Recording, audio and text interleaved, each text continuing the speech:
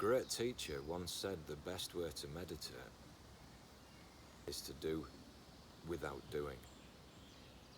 So how do we make sense of that? Well, if I sit with an intention, you see, then I'm doing something.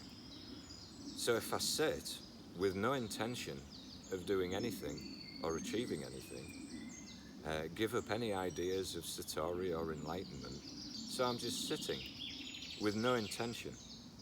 But there is an intention to sit. So in a way I'm kind of doing something, I'm sitting, but also there's no doing, there's no intention. So I'm going doing, but not doing, or do, but don't do. One of the problems with meditation is that the ego wants to achieve something, you see. So you'll sit and you'll have been given a practice. You've been told that you've got to be here, okay? Buddhists put you there because it's not an energy center, unlike here, here, or here. So if you put yourself here, you're not going to cause any mischief or have any energy movements, you see. That's the only reason they do it, because Buddhists aren't particularly interested in energy, unless it's Tantric Buddhism or Tibetan Buddhism, in which case energy is a factor. So I'm going to do without doing. How do I get out of my ego's own way? Simple.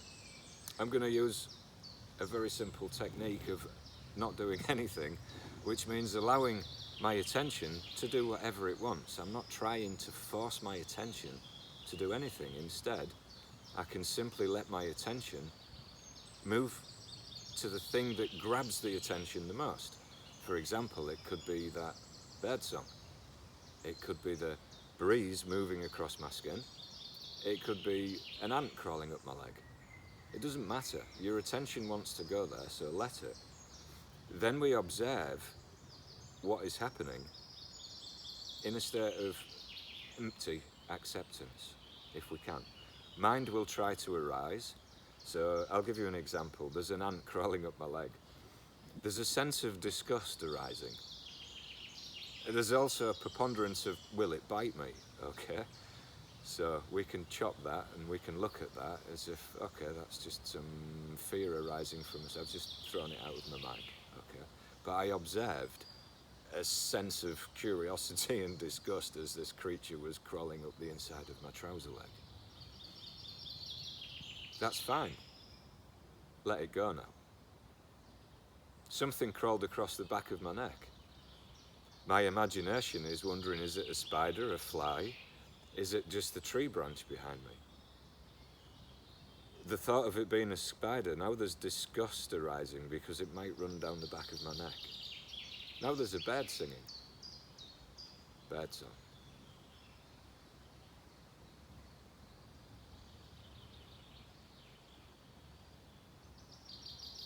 Bird song.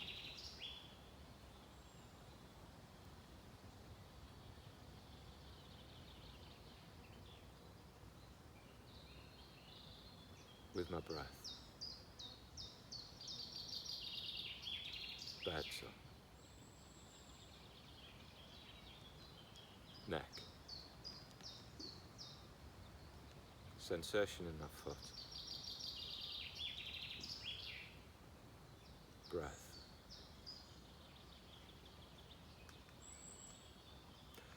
So by not resisting what is, which it's the ego that resists,